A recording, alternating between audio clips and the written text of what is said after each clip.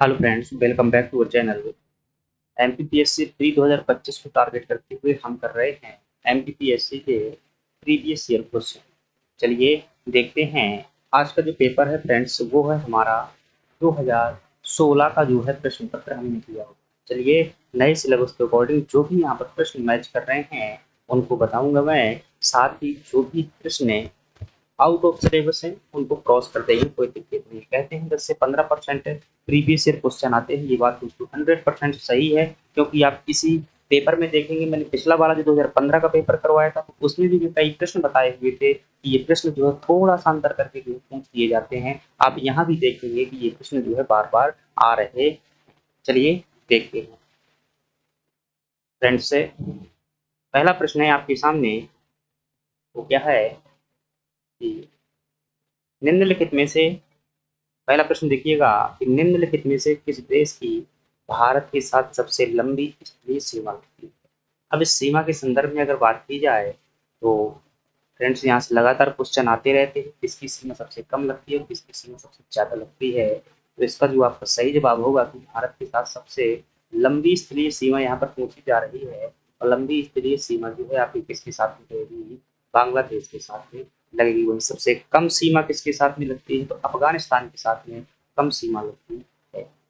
दोस्तों बगल में देखिएगा चौथे नंबर का प्रश्न, और चौथे नंबर का प्रश्न क्या है कि भारत के निम्नलिखित राज्यों को उनके भौगोलिक क्षेत्र के घटते क्रम में क्या करना है, आपको व्यवस्थित करना है। तो इसमें अगर हम देखेंगे कौन सा क्षेत्र जो है सही हो रहा है ऑप्शन में, तो आप देखेंगे कि सबसे पहला नंबर किसका हो जाएगा, भारत के निम्नलिखित क्षेत्र में घटते क्रम सबसे बड़ा हो जाएगा कौन, राजस्थान का। सबसे पहला ऑप्शन किसमें दिया हुआ है, इसमें दिया हुआ है, जस्ट मिनट देखिएगा, इसमें जो आपका सही जवाब हो जाएगा, ये तो गलत हो जाएगा भाई, ये नहीं होगा।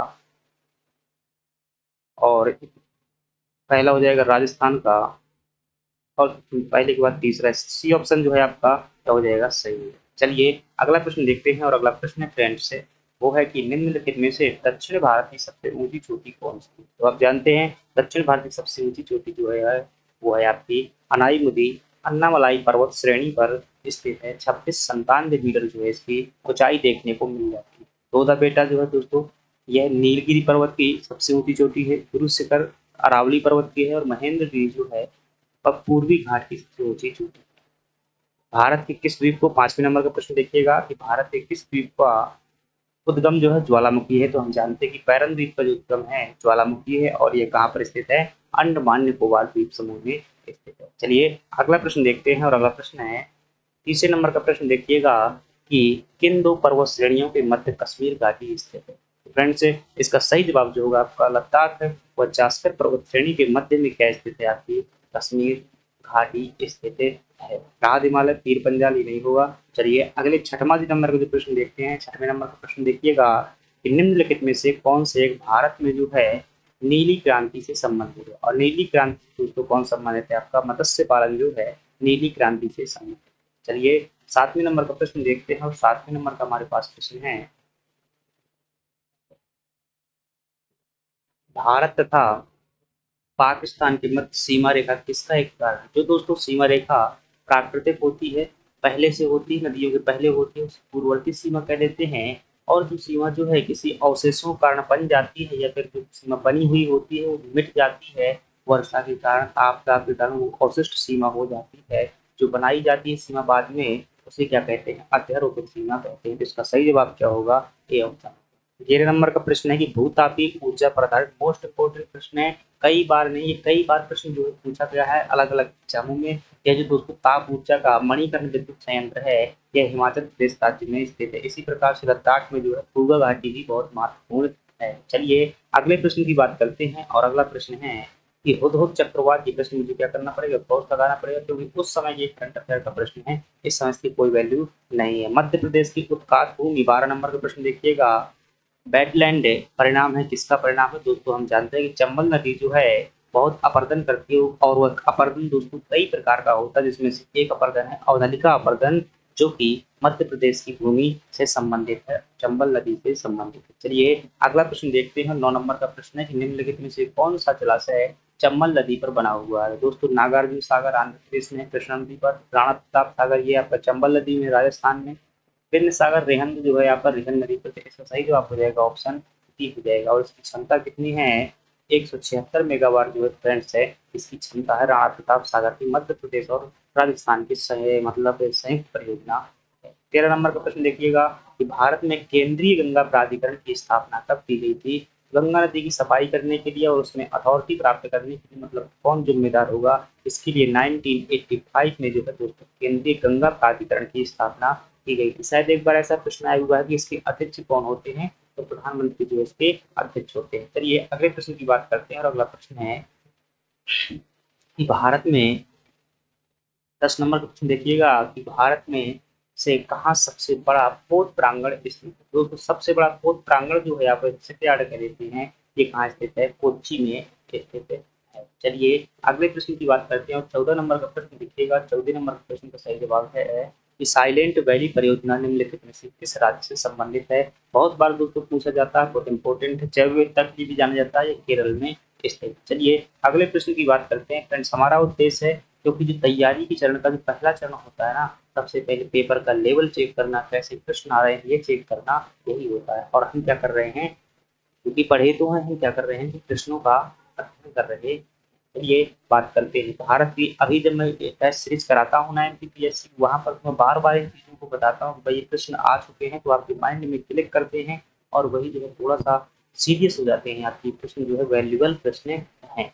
भारत की स्वर्णिम चतुर्भुज परियोजना, दोस्तों जो स्वर्णिम चतुर्भुज परियोजना है ये जो भारत के 4 बड़े महानगर थे उनको सड़कों के माध्यम से जोड़ने के लिए लाई गई थी और इसमें दिल्ली, मुंबई, चेन्नई, कोलकाता को जोड़ा गया था। ये झांसी दोस्तों गलत है, झांसी नहीं जुड़ा हुआ है, यहाँ कानपुर नहीं जुड़ा हुआ है, यहाँ बेंगलुरु जो है ये नहीं जुड़े हुए। अगर पूछे कि चारों का इनका जो केंद्र पड़ता है वो कहाँ पर पड़ता है, झांसी में पड़ता है। उत्तर और दक्षिण गलियारा कहाँ पर काटते हैं, झांसी में काटते हैं। ये प्रश्न भी आ चुका है कि जो उत्तर दक्षिण गलियारा है और पूर्व पश्चिम गलियारा है, इनका जो केंद्र पड़ता है, इनके जहाँ पर दोनों काटते हैं, जैसे ये क्या हो गया भाई, ये हो गया पूर्व पश्चिम गलियारा और ये हो गया उत्तर दक्षिण गलियारा। ये जो बीच में क्षेत्र पड़ता है, ये वाला क्षेत्र है, ये क्या है, यहाँ पर झांसी में ये पड़ता है। तो ये भी ध्यान दीजिएगा। चलिए अब 18 नंबर का प्रश्न देखिएगा और 18 नंबर का प्रश्न क्या है कि मानव शरीर में सबसे बड़ी ग्रंथि कौन सी है। तो मानव शरीर में जो सबसे बड़ी ग्रंथि होती है वो कौन सी, दोस्तों अग्नाशय है। यह जो है कैसी ग्रंथि है, ये एक मिश्रित ग्रंथि, यकृत जो है फ्रेंड्स ये जो है मिश्रित ग्रंथि है, लेकिन इसे जो है और बेहतर तरीके से सही करने के लिए आप क्या करेंगे, इसे हटा देंगे और इसका सही जवाब हो जाएगा यकृत जो है क्या हो जाएगा, सबसे बड़ी ग्रंथि हो जाएगा। हालांकि अग्नाशय भी है लेकिन मिश्रित ग्रंथि पूछा जाए तभी कहता है, लेकिन नॉर्मल पूछ रहा है तो यहाँ पर यकृत सही हो जाएगा। यदि अंतःस्रावी ग्रंथि में पूछेगा तो वहां पर क्या हो जाएगी आपकी थायराइड ग्रंथि हो जाएगी। अधिवृक्त ग्रंथि किडनी में पाई जाती है, जो कि जिसे क्या कहते हैं भाई एड्रीनल ग्लैंड की सीख कर दिया जाता है इसका। चलिए अगले प्रश्न की बात करते हैं और 14 नंबर का प्रश्न है फ्रेंड्स कि आलू क्या है। 14 नंबर पूछा गया है आलू क्या है। दोस्तों आलू एक प्रकार के जो है कंद का उदाहरण है, ये जड़ नहीं, कंद मतलब क्या होता है, तना जो है, तना जैसा ये आलू। स्तनधारियों में श्वसन किसके द्वारा होता है। दोस्तों स्तनधारी होते हैं, हम स्तनधारी है तो हमारे अंदर श्वसन किसमें होता है, फेफड़ों के द्वारा होता है, मेढक में त्वचा के द्वारा, और जो वो होते हैं वही क्या बोलते हैं कीट होते हैं उनके शायद कांकरोच में श्वासनाल के द्वारा होता है, और क्लोम पता नहीं भाई वो जो गलफड़े होते हैं मछलियों में होते हैं। चलिए अगले प्रश्न की बात करते हैं, कौन सी गैस नोबल गैस कहलाती है। दोस्तों इसमें अगर बात किया दिए गए ऑप्शन में हीलियम गैस जो है क्या है, जो समूह 16 के तत्व होते हैं हीनी, ऑक्सीजन, जीरे, हीलियम, नियान, आर्गन, क्रिप्टॉन, जेनॉन, ये सभी क्या है नोबल गैस के रूप में जाने जाते हैं। सिरका का दोस्तों रासायनिक नाम क्या होता है, ये आपको पता होना चाहिए। इसका जो रासायनिक नाम होता है एसिटिक अम्ल होता है। और नींबू में कौन सा अम्ल पाया जाता है, एसिटिक अम्ल भी पाया जाता है। ब्यूटारिक अम्ल होता है। फार्मिक अम्ल दोस्तों चींटियां जो होती हैं, जितने बिच्छू होती है, चींटी होती है, और ये जो है इनमें ये पाया जाता है। टार्टरिक अम्ल जो है आई थिंक दही में, ये फिर नींबू में होता है, नींबू में, इमली में होता है टार्टरिक। अगली बात करते हैं, अगला प्रश्न है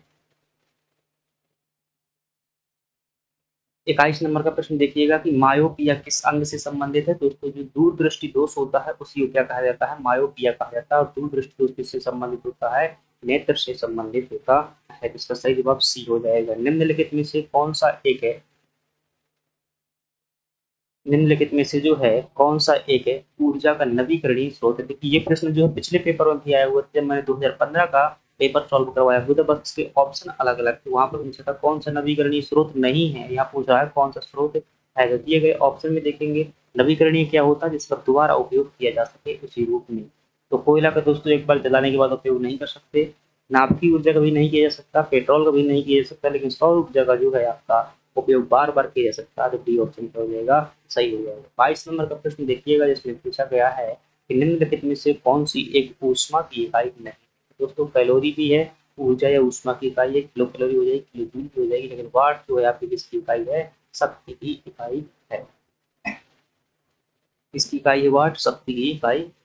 अगला है प्रश्न 26 नंबर का, चाहे तो आप क्रॉस कर सकते हैं कि मध्य प्रदेश की पंचवर्षीय योजना का विधिवत एवं वास्तविक शुभारंभ कब हुआ था। तो तृतीय पंचवर्षीय योजना से हुआ था, कोई वर्तमान में इसका मार्किंग नहीं है क्योंकि सिलेबस से हट चुका है।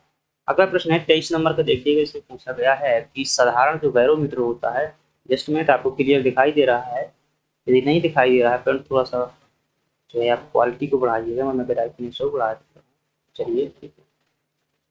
साधारण बैरोमीटर में कौन सा द्रव का प्रयोग किया जाता है। दोस्तों जो बैरोमीटर होता है इसके क्या करते हैं, इसके ताप मापने में इसका प्रयोग किया जाता है, और इसमें जो है आपका क्या करते हैं, पारा का उपयोग करते हैं। स्टार्च क्या है, तो आप जानते हैं जो कार्बोहाइड्रेट होता है 3 प्रकार का होता है दोस्तों, मोनोसेकेराइड होता है, डाइसेकेराइड होता है, पॉलीसेकेराइड होता है। और स्टार्च किसका उदाहरण है, ये आपका पॉलीसेकेराइड का उदाहरण है, क्योंकि इसमें एक से अधिक इकाइयां होती हैं। चलिए अगले प्रश्न की बात करते हैं। अगला प्रश्न है आपके सामने 24 नंबर का प्रश्न देखिएगा, इसमें पूछा गया है कि निम्नलिखित में से कौन सा एक जीवाश्म ईंधन नहीं है।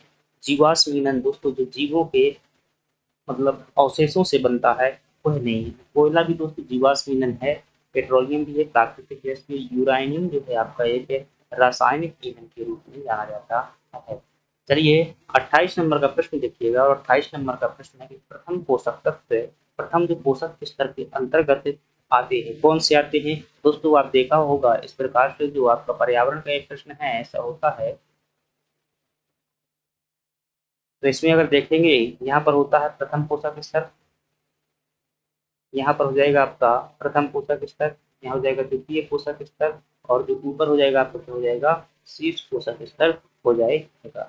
तो इसमें दोस्तों प्रथम पोषक स्तर के अंतर्गत आते हैं वो कौन से आते हैं, इसमें जो हरे पौधे होते हैं वो क्या आते हैं, प्रथम पोषक स्तर के अंतर्गत आते हैं। इसका सही जवाब क्या हो जाएगा, थोड़ा सा एक सेकंड का देखिएगा भाई।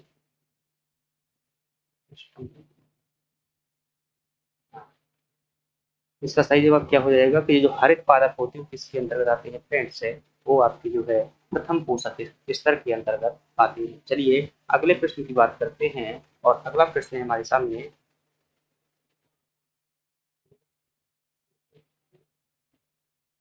24 की बात, जो प्रश्न है 29 नंबर का प्रश्न देखिएगा। और 29 नंबर का प्रश्न है कि दोस्तों पास्चुरीकरण, इसका इंग्लिश वर्जन पढ़ेंगे तो पास्चुराइजेशन होता है, जो पास्चुरीकरण कहलाता है वह किससे संबंधित है। ये दोस्तों दूध के वास्तव में इसमें क्या किया जाता है, यहाँ पर ऑप्शन थोड़ा सा भ्रामित करने वाले हैं, लेकिन आप समझिएगा कि पास्चुरीकरण में क्या किया जाता है, दूध को गर्म किया जाता है, और किस लिए गर्म करते हैं, ताकि उसके जो हानिकारक बैक्टीरिया नष्ट हो जाएं और लंबे समय तक दूध को जो है रखा जा सके। तो दूध के निर्जमीकरण के लिए, मतलब जमे ना, दूध में बैक्टीरिया होता है, लैक्टोबैसिलस नाम का बैक्टीरिया होता है जिसके कारण दूध जम जाता है, तो निर्जमीकरण के लिए किया जाता है। निर्जमीकरण नहीं होगा, किण्वन नहीं होगा तो उदास नहीं होगा। तो सही जवाब क्या होगा आपका, ऑप्शन ए जो है इसका सही जवाब होगा, या फिर दिए गए ऑप्शन में कोई नहीं होगा। चिपको आंदोलन के प्रणेता कौन है। दोस्तों चिपको आंदोलन की प्रेरणा जो है आप जानते हैं सुंदरलाल बहुगुणा है, ये पृथ्वी संबंधित है आपका चिपको आंदोलन। चलिए 30 नंबर का प्रश्न है, मोस्ट इंपोर्टेंट प्रश्न है, कई बार पूछा गया है, ओजोन क्षेत्र का कारण है। दोस्तों ये प्रश्न पिछले वाले पेपर में भी आया हुआ था, बस उसने पूछा था कि निम्नलिखित में से कौन सा पदार्थ जो है ओजोन परत को नुकसान पहुंचाता है। रिवाइन हो रहे हैं ना, तो प्रश्न आता है, थोड़ा सा ऑप्शन बस चेंज कर दिया है। 33 नंबर का प्रश्न देखिएगा, इसमें पूछा गया है आपसे कि निम्नलिखित में से कौन सी संस्था पर्यावरण से संबंधित है। दोस्तों इसमें दिए गए ऑप्शन में अगर देखेंगे यहाँ पे, तो भारतीय सर्वेक्षण विभाग जो है ये अलग चीज है, जो है थोड़ा तत्व से संबंधित है, ये पर्यावरण से संबंधित नहीं है। चलिए अगले प्रश्न की बात करते हैं, और 31 नंबर का प्रश्न देखिएगा, जिसमें पूछा जा रहा है कि इनमें से किस पर्यावरणविद को जल पुरुष के नाम से जाना जाता है। दोस्तों राजेंद्र सिंह है, इन्हें किस नाम से जानते हैं, जल पुरुष के नाम से जानते हैं। और जो सुंदरलाल बहुगुणा है ये आपके चिपको आंदोलन से जुड़े हुए हैं। सलीम अली जो है आपके बर्डमैन ऑफ इंडिया कहलाते हैं, पक्षी विज्ञान के लिए बर्डमैन कहलाते हैं, पक्षी पुरुष। भारत में वन्य जीव संरक्षण अधिनियम किस वर्ष लाया गया था? तो दोस्तों 1972 में जब स्टॉकहोम सम्मेलन हुआ था, वहां से वापस आने के बाद इंदिरा जी ने वन्य जीवों को संरक्षण करने के लिए ये कानून लाया था। चलिए अगला प्रश्न जानते हैं, और अगला प्रश्न है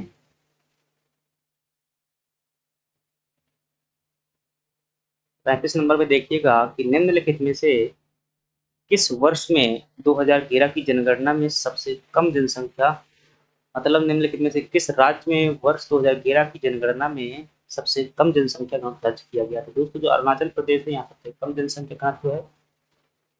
ये फ्रेंड्स है आपका करंट अफेयर का प्रश्न है, से हटाइएगा। अगला प्रश्न बात करते हैं, ये भी आपका जो है कोई जरूरी नहीं इसकी याद करने की, निम्नलिखित में से कौन सी एक है कि आपको हटाना पड़ेगा। कुछ प्रश्न दोस्तों करंट अफेयर के आते हैं जो हाल के होते हैं, लेकिन ये तो बहुत पुराने हैं, क्या करेंगे करके। भारत अपनी यात्रा के दौरान फेसबुक का संस्थापक जो था, ये ध्यान रखना, फेसबुक के संस्थापक कौन है? मार्क जुकरबर्ग, कई बार आ चुका है। ताजमहल देखने ये भारत में आए हुए थे। द किलर इंसेक्ट का लेखक कौन है? तो दोस्तों ये भी आपका क्वेश्चन जो करंट अफेयर से है। चलिए अगला प्रश्न देखते हैं। जो प्रश्न दोस्तों उपयोगी है मैं वही करवा रहा हूँ, क्योंकि एक्स्ट्रा करने का मतलब कम समझ का अभाव होता है। जिसके पास में कम समझ होती है वही चीजें फालतू करता है, क्योंकि हमारा उद्देश्य क्या है? सिलेक्शन लेना है। सिलेक्शन के लिए एक सीमा आती हुई है सिलेबस में। निम्नलिखित में से 41 नंबर का प्रश्न है, ये भी हटाइएगा, करंट अफेयर है, ये भी हटाइएगा। शूटिंग विश्व कप 2017 कहाँ हुआ था?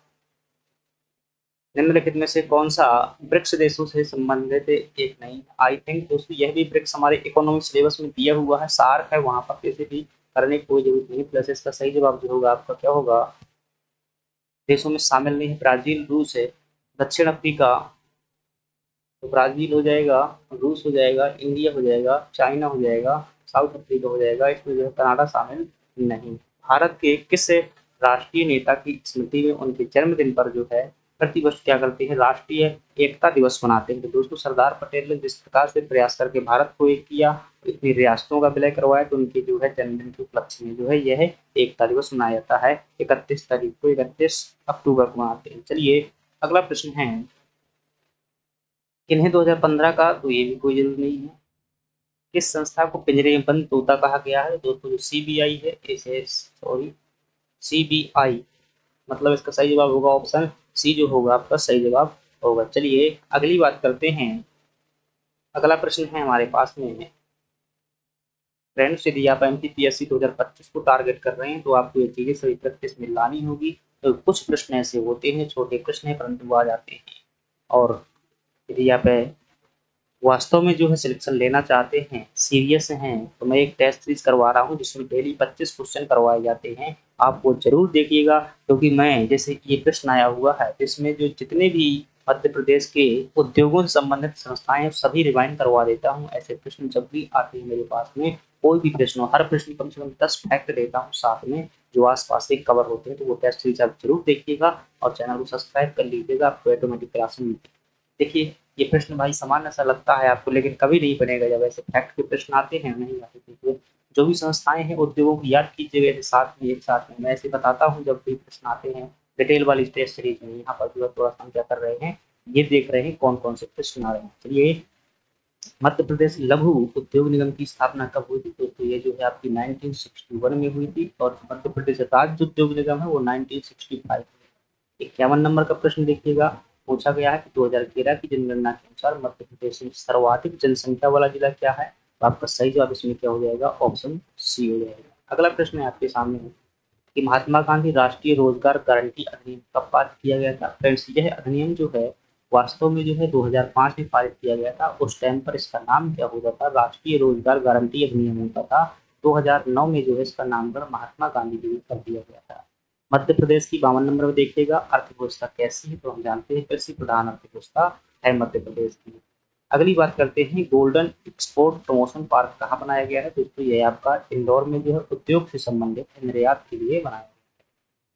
53 नंबर का प्रश्न है कि मध्य प्रदेश में खनिज नीति किस वर्ष लाई गई थी? दोस्तों पहली खनिज नीति जो है 1905 में लाई गई। चलिए अगला प्रश्न देखते हैं। अगला प्रश्न है, वर्ष 2013 की जनगणना के अनुसार मध्य प्रदेश की जनसंख्या कितनी है? तो दोस्तों वर्ष 2013 की जनगणना के अनुसार देखेंगे तो 7,26,36,000 ऐसी दिखाई देती है, तो आपका एक सवाल जवाब जो है सही हो जाएगा ए ऑप्शन। 54 नंबर का प्रश्न देखिएगा कि मध्य प्रदेश से ये जो प्रधानमंत्री ग्राम सड़क योजना है इसका उद्देश्य क्या है? गांवों को मुख्य सड़क से जोड़ना, बिल्कुल सही बात है। पक्की सड़क ग्राम, दोनों ऑप्शन बिल्कुल सही है, सी ऑप्शन सही होगा। अगली बात करते हैं और आपके सामने जो अगला प्रश्न है वो है 55 नंबर का कि मध्य प्रदेश में औद्योगिक पिछड़ेपन का कारण क्या है? वित्त का अभाव सही जवाब है, शक्ति का अभाव ये भी सही है, कच्चे माल का अभाव ये भी सही है। दोस्तों आपका ऑप्शन भी क्या हो जाएगा? ठीक हो जाएगा। ऐसे प्रश्न आते हैं जब आप रटे रटाए होते हैं और थोड़ा सा जो कॉमन साइंस नहीं लगाते हैं तो गलत हो जाते हैं, लेकिन थोड़ा सा मैथ के बारे में, मध्य प्रदेश के विस्तार के बारे में और सही स्थिति का अनुभव है तो आप आसानी से जवाब दे सकते हैं। विप्रो कंपनी के प्रमुख कौन है? करंट अफेयर का है आपका जो है अजीम प्रेमजी हो जाएगा। अगले प्रश्न की बात करते हैं। ये प्रश्न दोस्तों बार बार आ रहा है कंप्यूटर से, यूनिट वाला कंप्यूटर मेमोरी से प्रश्न अभी भी आ रहे हैं। मेमोरी एक मोस्ट इंपॉर्टेंट टॉपिक है, जरूर पढ़िएगा, हर बार आता है यहाँ से क्वेश्चन। उस बार पूछा गया था बाइट को लेकर के, यहाँ पर पूछा गया है 1024 किलो बाइट बराबर होगा, तो 1024 जिसे केबी के देंगे शॉर्ट में, ये 1 MB के बराबर होता है। ऑप्शन आपके यहीं से 60 नंबर का प्रश्न है कंप्यूटर में फैलने वाला वायरस क्या होता है? तो एक प्रकार का दोस्तों कंप्यूटर का प्रोग्राम होता है, सॉफ्टवेयर होता है कि दोस्तपूर्ण भावना के उद्देश्य से बनाया जाता है। अगला प्रश्न है आपके पास 57 नंबर का कि एमएस जो एक्सेल होता है, एक्सेल स्प्रेडशीट की मूल इकाई जहाँ पर एक डाटा एंट्री की जाती है क्या कहलाती है? तो फ्रेंड्स जो है सेल कहलाती है। 61 नंबर में देखिएगा स्पैम किसके से संबंधित है? तो दोस्तों जो अवांछनीय मेल आते हैं उन्हीं को स्पैम कहा जाता था, कंप्यूटर से संबंधित। 58 नंबर का प्रश्न देखिएगा गूगल ने किस वेब ब्राउजर को विकसित किया है? जिसका सही जवाब है गूगल ने जो है क्रोम को विकसित किया हुआ है। 62 नंबर में देखिएगा निम्नलिखित में से कौन सा एक सर्च इंजन है? कंप्यूटर में दोस्तों सर्च इंजन होते हैं कि मोस्ट इंपॉर्टेंट प्रश्न है। सर्च इंजन एक आप पढ़ लीजिएगा, एक वायरस पढ़ लीजिएगा और एक वेब ब्राउजर पढ़ लीजिएगा, मोस्ट इंपॉर्टेंट। तो बार बार इनसे हर बार एक प्रश्न आता है कौन सा सर्च इंजन है? दोस्तों यहाँ पर जो है वाईडी क्या है? Search engine. पैकेट्स डाटा का समूह है तो 20 अलग बात है। अगली बात करते हैं और अगला जो प्रश्न है आपके सामने 63 नंबर में देखिएगा जहाँ पूछा गया है कि वीडियो कॉन्फ्रेंसिंग हेतु निम्नलिखित में से कौन सा डिवाइस अनिवार्य है, मतलब जरूरी है? या प्रिंटर भी हो सकता है, कोई जरूरी, स्कैनर भी कोई जरूरी, वेब कैम, माउस, जैसे वेब कैम भी हो सकता है, रोटरी कैमरा होना चाहिए।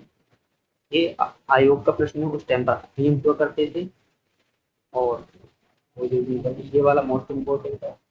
ये हैक का पूरा नाम क्या होता है? जो HTTP होता है पूरा नाम होता है, ये इंटरनेट संबंधित है, उसका पूरा नाम क्या होता है? हाइपर टेक्स्ट ट्रांसफर प्रोटोकॉल होता है। हाइपर टेक्स्ट ट्रांसफर प्रोग्राम में प्रोटोकॉल होता है। ये आपका बी ऑप्शन है सही। ये भी आपका वो जो नहीं है अधिनियम का प्रश्न है, ये भी आपका जो है अधिनियम का प्रश्न है, ये भी आपका जो है अधिनियम का प्रश्न है। और यहाँ देखिएगा ये प्रश्न है कि मध्य प्रदेश की सबसे ऊंची चोटी भूतगढ़ कहाँ पर स्थित है? दोस्तों ये महादेव पहाड़ियों में स्थित है जो कि होशंगाबाद में पड़ती है। Most important question. तब आप किसकी सहायक नदी है? नर्मदा की है दोस्तों। नर्मदा की सबसे बड़ी सहायक नदी कौन सी है? तवा नदी। चलिए अगला प्रश्न देखते हैं।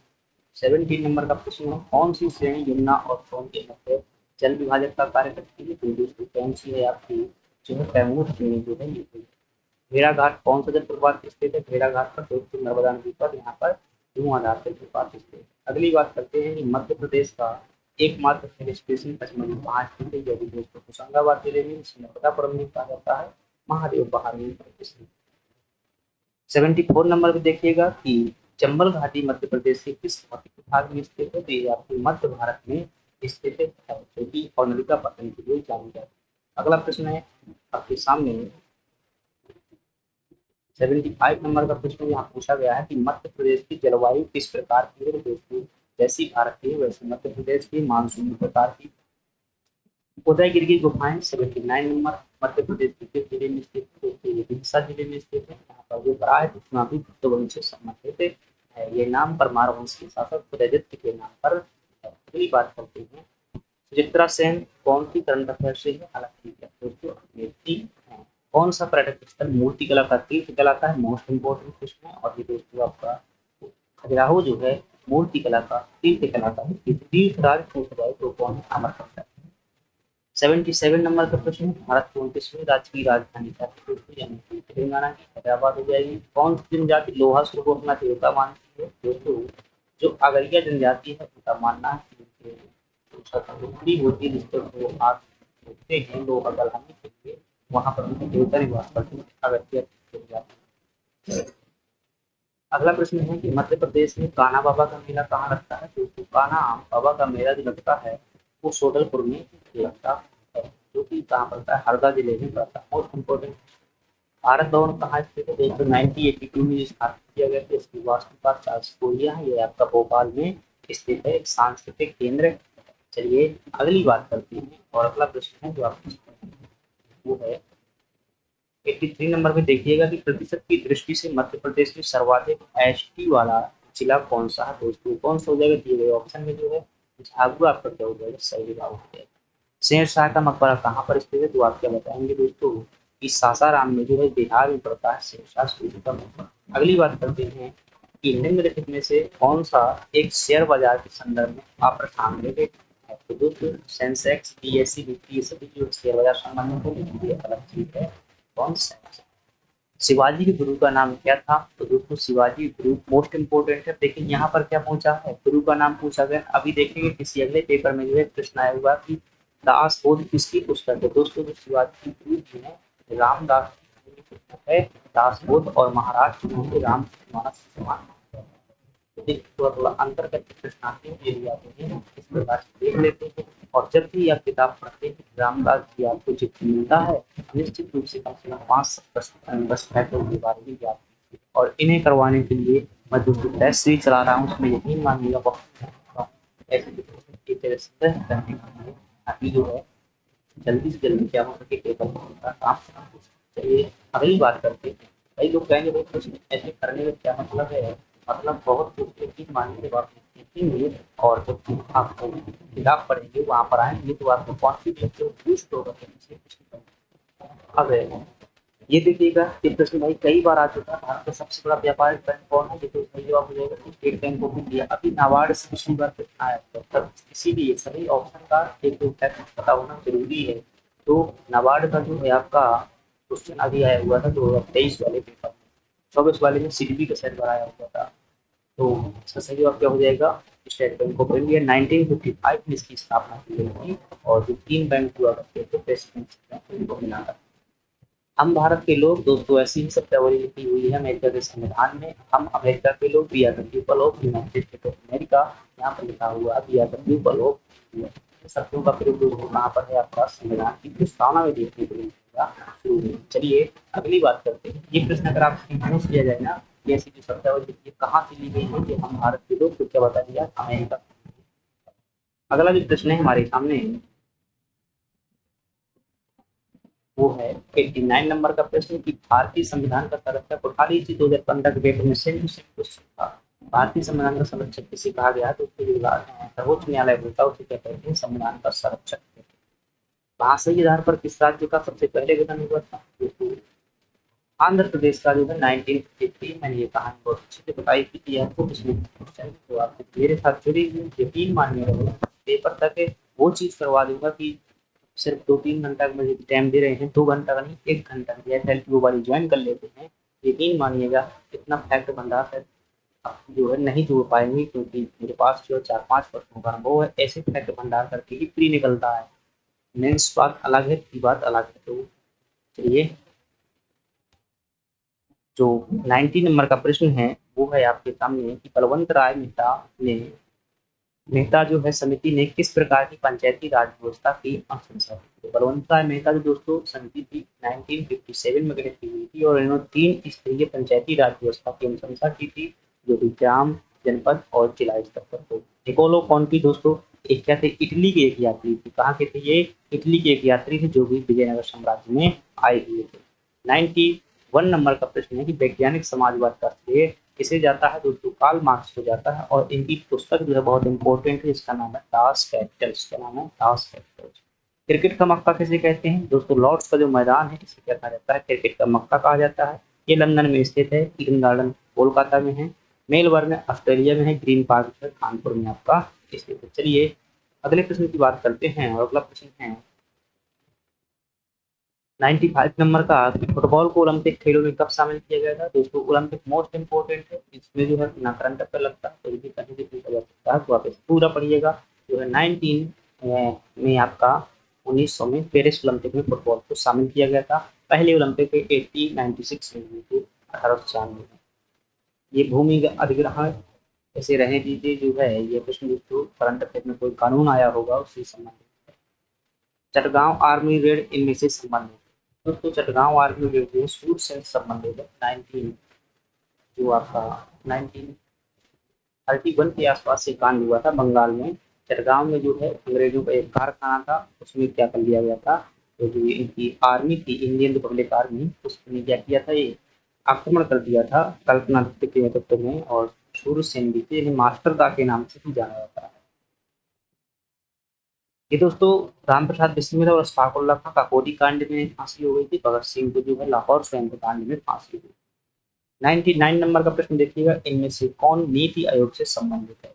तो दोस्तों जो करंट अफेयर का ये भी है, प्रधानमंत्री जो होते हैं नीति आयोग के क्या होते हैं, अध्यक्ष होते हैं, तो यहाँ पर आप चेक सकते हैं ये ऑप्शन है। 97 नंबर का प्रश्न है, आपसे पूछा गया है कि बेबेल योजना किस वर्ष प्रस्तुत की गई थी? दोस्तों जब भारत में आज़ादी का समय था, तो आज़ादी नहीं मिल रही थी, विश्व किस टाइम पर चल रहा था, तो बार बार अंग्रेज कानून ला रहे थे भारत में शांति बनाने के लिए, और ये 1945 में जो है यह कानून लाया गया। दोस्तों ये अधिनियम का क्वेश्चन है, इसे हटा देते हैं। इस प्रकार से हमने 100 प्रश्न देखे दोस्तों। आपको ये क्लास पसंद आई है, लाभकारी लगे, मैं पूरे पेपर करवाऊंगा, कम से कम 10 वर्षों के पेपर करवाऊंगा, यदि समय रहा तो जो अभी हाल ही में और पेपर हो रहे हैं बीपीएससी का कैसा ट्रेंड चल रहा है उन्हें भी मैं करवाऊंगा। तो सब्सक्राइब कीजिएगा, लाइक कीजिएगा, सपोर्ट कीजिएगा। धन्यवाद।